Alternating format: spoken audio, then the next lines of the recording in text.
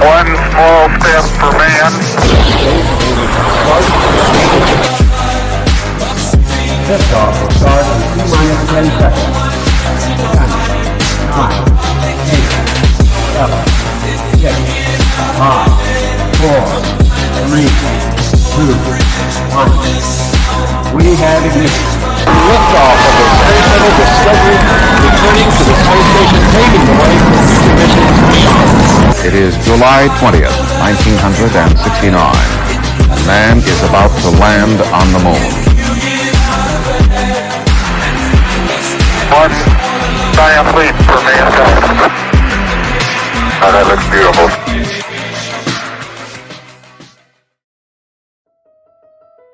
The Fermi Paradox, exoplanets, and the true tilt of Uranus. I'm the Gaming Swede, and this is the Space and Universe Iceberg. The 8 planets. This may come as a surprise to some of you, but the solar system only has 8 planets. Because Pluto is not a fucking planet, it never fucking will be again, it hasn't been for 16 fucking years. Move on. There is no air in space. What? Did you just say that? Yes. This may come as a shock to some of you, an unknown fact, a piece of niche information about space, but there is no air in space. There never has been and there never will be. If you go to space and you do not wear a spacesuit, you will die because you will suffocate. The sun will die someday. Yes, it is true, the sun will not live forever. Well, technically it will not die because it's not alive. But yeah, it's calculated that the sun will die in about 4 to 8 billion years from now, when the hydrogen in its core will run out, resulting in the sun entering what's known as a nova phase. But I wouldn't worry too much about that if I were you, seeing it's 4 to 8 billion years is quite a bit longer than the average human lifespan. Yuri Gagarin, or Gagarin, or whatever the fuck you wanna call him. He became the first person to travel to space on 12th of April 1961 aboard a Soviet Vostok 1. Pluto is a planet! This is a phrase often thrown around by people your mom's age because they can't accept that their beloved Pluto isn't and never really was a planet. The International Astronomical Union has 3 criteria for a spatial body to be counted among the planets, and Pluto only fulfills 2, and thus their planet status was revoked in 2006. Get over it, it has been 16 years. The ISS. The ISS is an abbreviation for the International Space Station. The station is jointly owned by mainly Russia and the US, but also countries like Japan and a number of European nations. It is considered a successor to the Russian Mir and an American Skylab. It also serves as a symbol of international cooperation and a symbolic marking of the Cold War's end, during which America was in a cold conflict with the Soviet Union.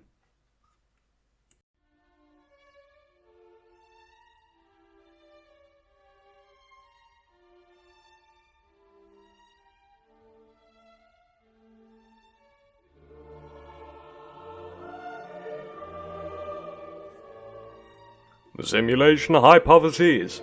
The simulation hypothesis is really just a conspiracy theory with a fancy name. Maybe we didn't have to go to the bottom of this chart for this conspiracy theory shit. Oh, I gotta get my tinfoil hat, to protect my brain from those aliens. The simulation hypothesis suggests that all of existence is a simulation. It was first popularized by Swedish philosopher Nick Bostrom at the University of Oxford. The entire thing has been very heavily criticized by physicists and cosmologists alike, claiming it to be, quote-unquote, totally impractical from a technical viewpoint. Pfft, whatever, nerd! The origin of this theory is, however, not completely known. There exists proof that it may have appeared as early as antiquity. There is evidence to support that the Aztecs may have had a similar theory about existence. They believed that the world was a painting or a book written by the gods. The entire premise for this theory is that we likely will have insanely powerful computers in the future, if we don't cause our own extinction before that. Further, Bostrom believes that these computers will be used to simulate how the past might have been, and that the simulated people will be self-conscious and shit. Anyway, long story short, he thinks that we are those simulated people. Computer people. He doesn't actually believe we are sitting in a machine viewing a simulation. He believes we are NPCs in a simulation, which other people are viewing. Exoplanets. The term exoplanet, sometimes also called an extrasolar planet, it's just a fancy word to say planet outside our solar system. The first time an exoplanet might have been spotted was in 1917, when so smart-ass spotted your mom performing the first spacewalk, although it was never confirmed or recognized by NASA. The first time we were really sure we saw an exoplanet was in 1992. Another one was discovered 4 years earlier in 1988, but it wasn't confirmed until 2003.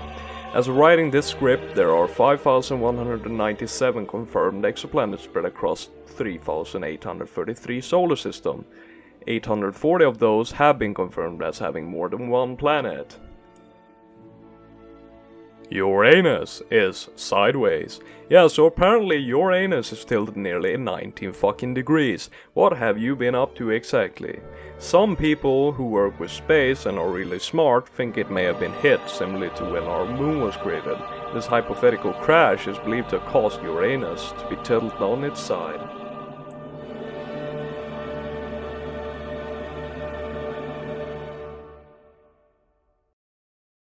And before ending this video, I'd like to thank the people who did not sponsor this video. Raid Shadow Legend! I am not sponsored, I just want you to play Raid Shadow Legend, the greatest free-to-play MMORPG. I'll say it once again, it's Raid Shadow Legend, free-to-play MMORPG. Download it on App Store and Play Store. Venus backwards. Yeah, this is really weird. Venus spins the other way around than the other planets for some reason. This is called retrograde rotation, and it means that instead of spinning counterclockwise like Earth or Mars, Venus spins clockwise. Evidence for why is virtually non-existent, so a lot of theories have been thrown around since it was discovered. In 1965, two scientists suggested that Venus may have been hit so hard by an asteroid that it changed spinning direction. In 1970, it was instead suggested that Venus never has changed the direction in which it spins, but rather that the planet was at some point turned upside down. This, according to the theory, may have been caused by something called atmospheric tides. Another theory from 1964 hypothesizes that the planet might have been slowed down and then changed direction in a gradual process. Moon drifting away. According to people way smarter than me, the moon is drifting away from Earth and has been for the last 2.5 billion years. This has been measured as happening at a rate of about 3.78 centimeters every year, which is about as long as my dick. As the moon drifts further and further from Earth, its orbital period will become longer and longer, and the moon's gravitational pull on Earth will cause its rotation to slow down. Just like with the sun, I don't think you will have to worry about this one. The center of every galaxy. Astronomers believe that every galaxy has super mega ginormous gigachadius black holes in the middle. This has at least been proven to be true of our own galaxy. These black holes can be detected by astronomers by looking at the effects they cause to nearby stars and gas, according to Wikipedia.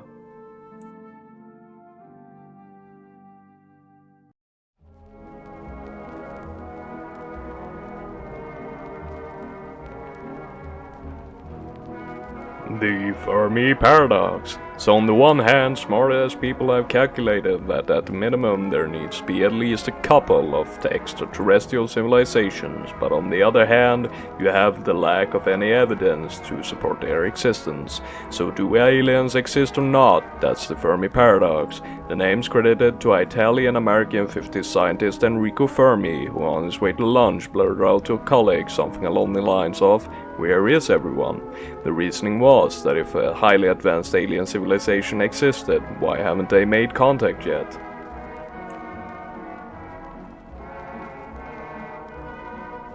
Micrometeorites.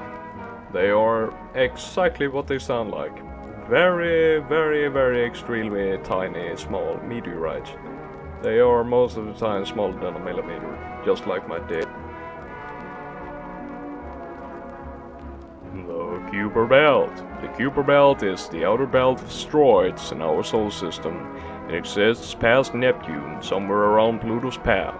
There isn't really that much more to say about it. Corned beef sandwich. On the 23rd of March 1965, Mad Lad Giga Chad John Young wrote history when he smuggled a corned beef sandwich in his spacesuit pocket aboard the Gemini 3 and took it with him to space. Not only had this fucker smuggled contraband in the form of a fucking sandwich aboard a space shuttle to fucking space, mid-flight, this absolute fucking Mad Lad offered a bite of it to his co-pilot. You can't even make this shit up. This fucking sandwich is kept in a fucking museum of spaceflight. The Oort Cloud. The Oort Cloud is space dust and gas left over from the birth of our solar system, which exists outside of the Kuiper Belt. It's so incredibly big that it can almost be compared with your mom.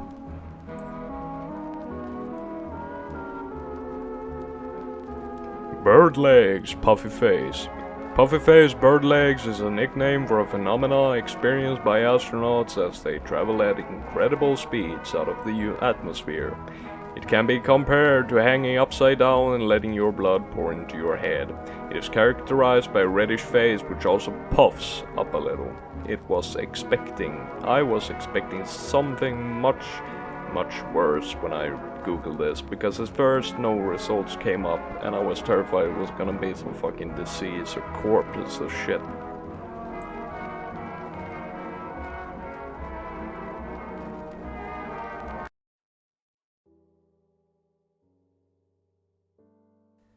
The N1 secret moon rocket.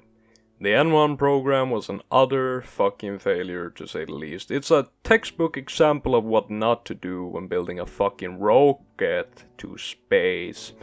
It was meant as a sort of Soviet Apollo program and was meant to enable for the communists to show those dirty American capitalist pigs that the Soviets and their obviously superior economical system could put a man on the moon before them. The N1 rocket was attempted to be launched 4 times, and 4 times it failed, for one reason or another, but mainly it came down to the entire program being rushed and severely underfunded, leading to stupid people high up cutting corners which they shouldn't have cut. Hot tip, don't cut corners when building a fucking rocket to space. The second time they launched the damn thing, it crashed into its own launch pad. The program was scrapped in 1976. Lost Cosmonaut Conspiracy Theory. Some people believe that Yuri Gagarin was in fact not the first person in space, and they believe that the communists sent like 100,000 people to space before him, but they all failed, and that the Soviet Union covered it all up. Furthermore, they believe that not only did the Soviets cover this up, but that the Russians refused to then declassify all this information. You know what the funny thing is? There exists no physical pieces of evidence to support this theory. It holds about as much water as a cheddar cheese in the Atlantic Ocean, which means no water at all.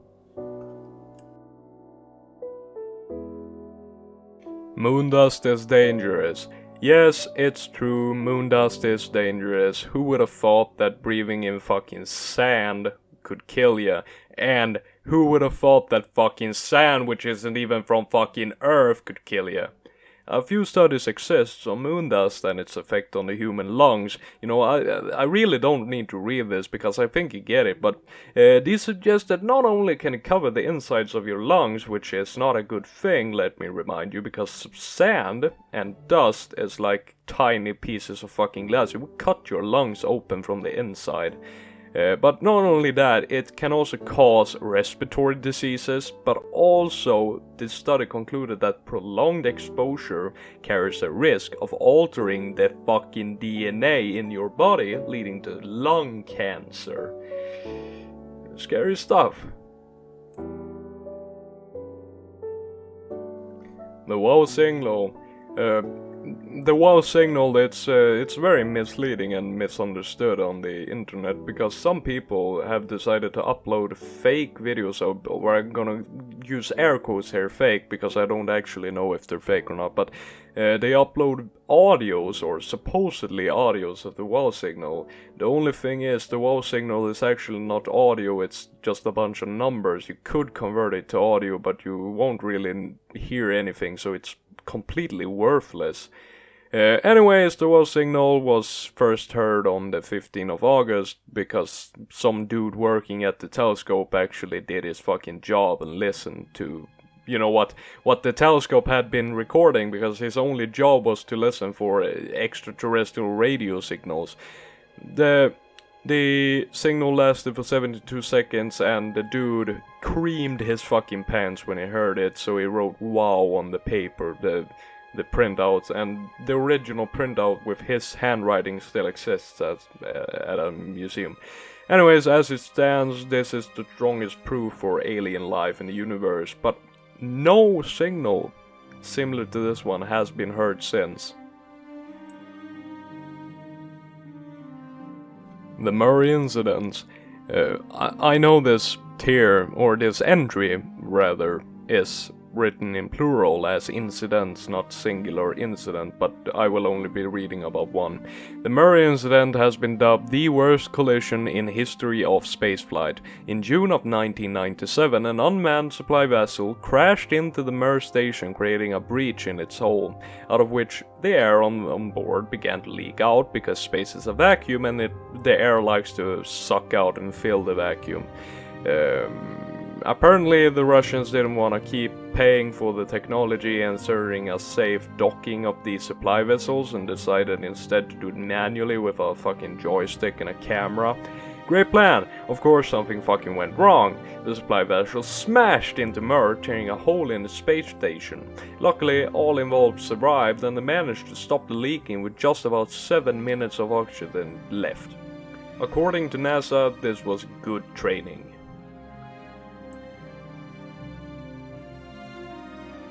Gay astronauts.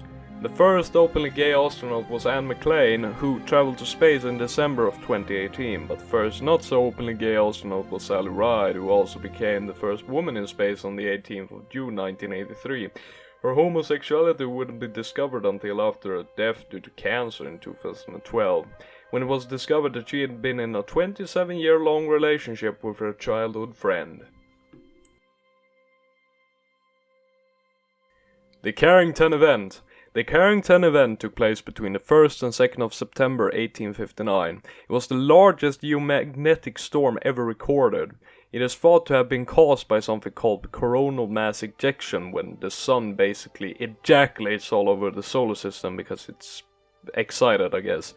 It destroyed several telegraph stations, and to put into perspective, because that might not sound like that bad, had it happened today, it is likely to have destroyed the entire electrical network over, you know, the entire fucking globe. So, it's pretty bad.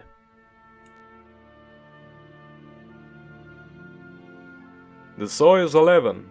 The Soyuz 11 may not, you know, resonate that much with you, but it kinda does with me, because as I was researching this video, I had written this entry down in the script like a day before, and then I saw a video about the Soyuz 11, so, you know, it felt really strange, because it felt like someone was watching me and handpicking my recommendations out of how I googled.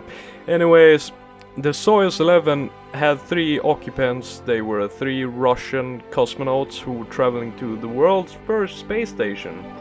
Unfortunately, they couldn't dock, so they decided to head back down to Earth, but as they were leaving the capsule they were in depressurized and they died instantly. However, Soviet High Command was unaware, so when the capsule touched down on Earth, they cracked the capsule open, and to this day, Georgy Dobrovolsky, Vladislav Volkov, and Viktor Patsayev are the only people to have died in space. Gravity is not a force. Gravity is technically not a force. Gravity doesn't actually move anything by itself. Apparently gravity just twists space-time around other objects which causes them to move, so gravity doesn't actually pull anything on its own. Vladimir Komarov's sacrifice. Vladimir Komarov became the first cosmonaut to fly in space more than once, but during his second flight as the sole pilot aboard the Soyuz 1, during spaceflight the solar panels did not extend properly and the power supply was not sufficient. The high-frequency transmitter failed, navigational equipment had become obscured, but despite all this, Komarov managed to manually reorient the spacecraft and it began descending back to Earth. But then the parachute also failed to deploy, and Komarov's capsule crashed into the ground, killing him instantly. He became the first person to die during a spaceflight.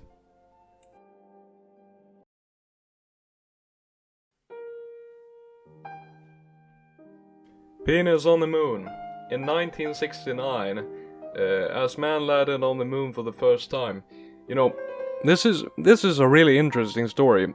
This tiny little piece of ceramics with a dick painted on it by some random dude at NASA made its way through backhand connections onto the spacecraft, the Apollo 11.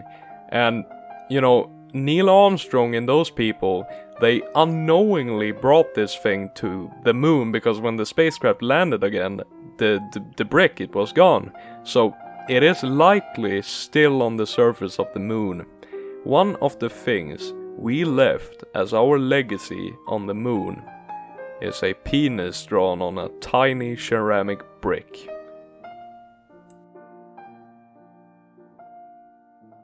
The Pioneer Anomaly. Pioneer 10 and 11 were launched into space in 1972 and 1973 respectively. In 1980 it was noticed as they were leaving the solar system they seemed to slow down. This had been calculated and predicted, so nothing unusual there, only they slowed down more than what had been expected. Though this wasn't looked into particularly thoroughly until 1994, research into this continued even after losing contact with the spacecrafts in 2003. It has since been determined to have been caused by radiation due to heat loss in the vehicles. String theory. A lot of these later entries on this iceberg chart are very complicated because, I'm not a researcher and a lot of these words don't even make sense to me. And researching this was difficult as it's, I'm not as smart as them, so I don't really know what they mean when, they write these reports. But technically they aren't even meant for me to read, so, it is what it is, but from what I gather, they believe that the tiniest little building blocks in the universe are small vibrating strings, which seem really stupid to build up this entire physicistical theory around and spend so much time writing and researching this theory just to say that, I don't believe that the atom and the neutron are the smallest. I believe the smallest little piece is a vibrating string.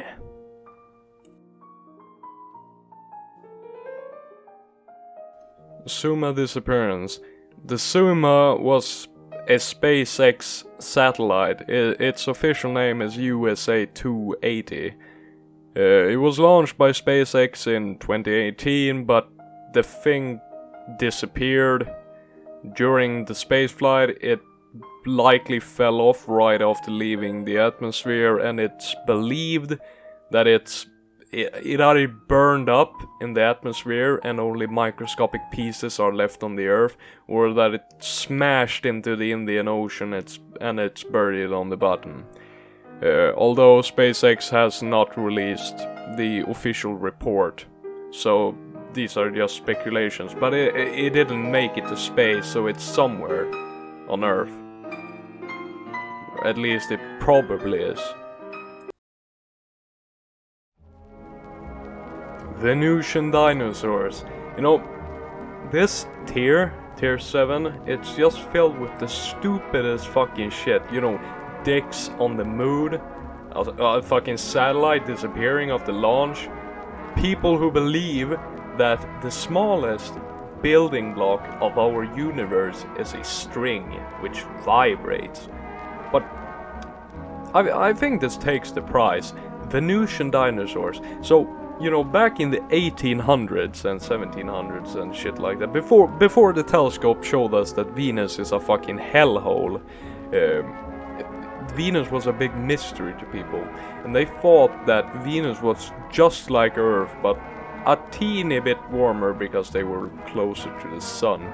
So people believed that these toxic clouds which cover Venus's surface, which makes it hot as hell, they believed this was water, and they believed that Venus was like this marshy swamp, open plain paradise thing, and they believed that dinosaurs were alive and well on Venus, because somehow they got there before the meteorite touched down on Earth.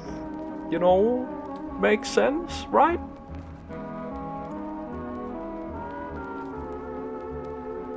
The Lorentz factor. I'm not even going to pretend that I understand anything which I'm about to read, because I'm kind of just copying what the Wikipedia page says, because I really don't understand what this means. Like, you know, sometimes when I research these, you know, obscure topics and really complicated things, I at least get a grasp of what they maybe are saying, but with these things, you know, the Lorentz factor and, you know, a lot of the other things on tier 8, I really don't have a fucking clue what that means. So if you want a better explanation, I suggest you read about it yourself. But anyways, the Lorentz factor is a way to calculate how length and mass will impact objects moving at speeds close to light speed. It's apparently used when measuring the speed of particles at, you know, like particle accelerators and science shit like that. You see, I really don't have an understanding of what any of this means. You know, mass and length and speed. I know what that means, but I don't know what the fuck the Lorentz factor is.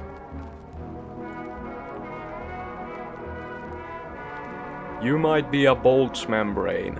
A fella named Boltzmann had this idea in 1896 that the universe was not chaotic, did not come about by chance, you know, by the Big Bang Theory. He thought that the universe is or was in, you know, heat death, and that atoms were just jumping around and smashing into each other, and his theory builds on the fact that atoms, if they just align just perfectly, they can build any object that you can imagine. So he suggested that these atoms could smash into each other, bounce around, and build a functioning human brain with memories and shit. And, you know, that's what a Boltzmann brain is, and he thinks some people are Boltzmann brains. Anyways, it doesn't stop there. The madness keeps going. This fucking dude thought that our observable universe was a Boltzmann universe. He meant that outside of our universe there exists nothing. It's just that heat-death universe. And he thought that, you know, if the odd atoms bounce around at just the right place, they can build an entire universe. That's what he thought. Like, dude was out of his fucking mind. I have no idea where he got this shit from. You know, it's the craziest fucking thing. They must have strong ass dope back in 1896. Because how do you sit at your home as a respectable fucking astronomer and physicist and think up this shit. That, oh, my neighbor is not actually real because he's just a bunch of atoms that bounced around and built him. Ugh. How do you come to that conclusion? Like, what evidence do you get from the universe? What signs do you get from God to believe that any of this could be, you know, the explanation to life?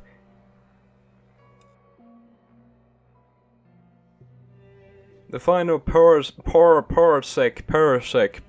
problem, I don't know how to say it.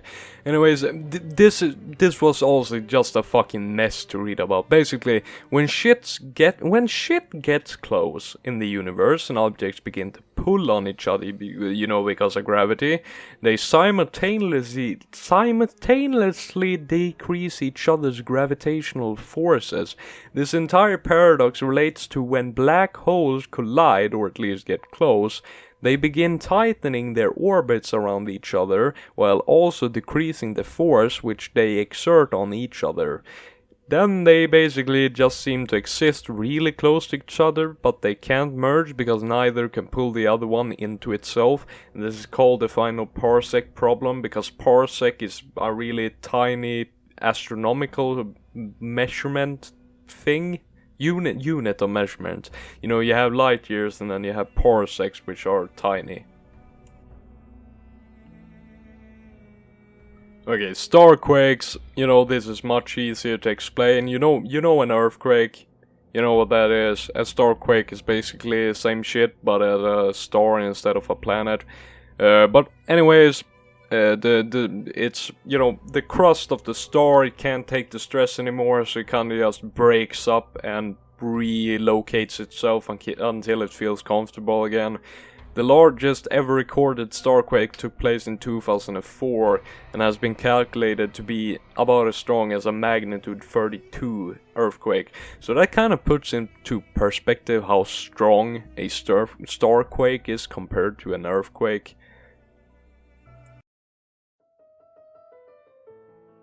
Quantum immortality, behind parentheses, says do not research. It's kind of become a meme at this point to at least have one entry on an iceberg be do not research. Quantum immortality is just a bunch of philosophical malarkey that says that if you're lucky enough you can survive anything and live and be young forever, as you're lucky enough to escape aging, but that shit obviously don't exist. Or does it? You know, this shit with do not research is apparently because some people read about this and become convinced that they are quantum immortal and that they can do any shit they like, and then they kill themselves. Like, not actively go kill themselves, but they do something stupid so they die, so that's why it's marked as do not research. But this shit is just that, it's a bunch of bullshit, so you can read about it all you want, because it ain't true. It ain't true. You know, studies have been done on this shit and there is no evidence for it existing, like it's just a bunch of dream nonsense. Only one electron exists. A dude named John Wheeler thought up this theory back in 1940 during a phone call. He proposes that every electron in our observable universe is actually just one single electron that travels back and forth in time. You know, some of these people are extremely qualified for being fucking idiots. You know, he might even not be stupid, he might just have access to strong fucking dope. But how do you think this up? Like, it's the same with that Boltzmann dude. How do you sit at your home as a respectable fucking physicist and as a cosmologist and think to yourself, I think the electron is actually just one electron that travels in time. Like, oh man, like these people have too much fucking time. Saying that, I do realize that's a little hypocritical. I've spent 3 weeks working on this video and it's turning out to be crap. I obviously have too much time on my hands.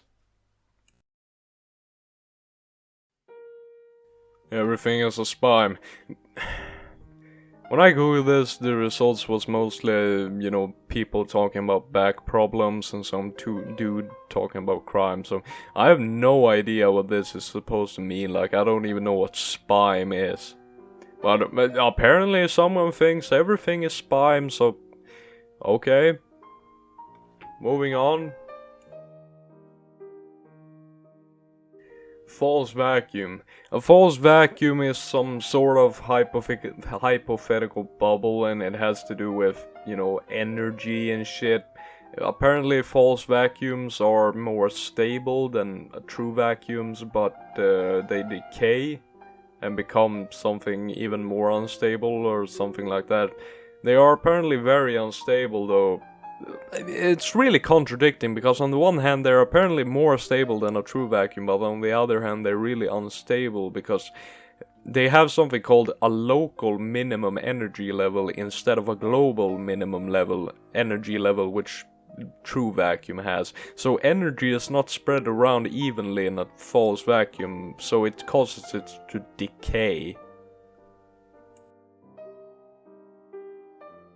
Another universe seen on the CMB. CMB is an abbreviation for Cosmic Microwave Background, which is a faint radiation which kinda just lingers around in the universe.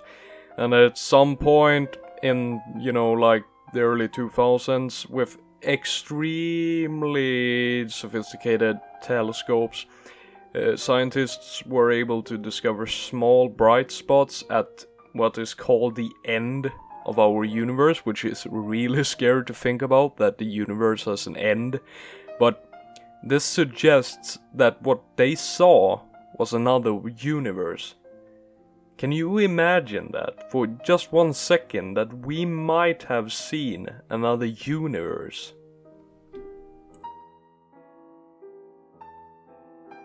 The Axis of Evil.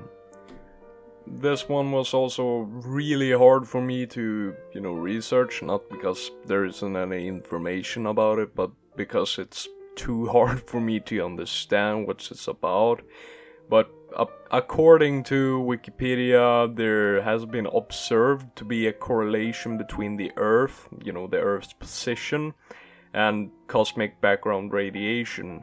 It basically means, according to Wikipedia, it basically means that we are in a place in the universe which it is highly unlikely that we should be in just by chance.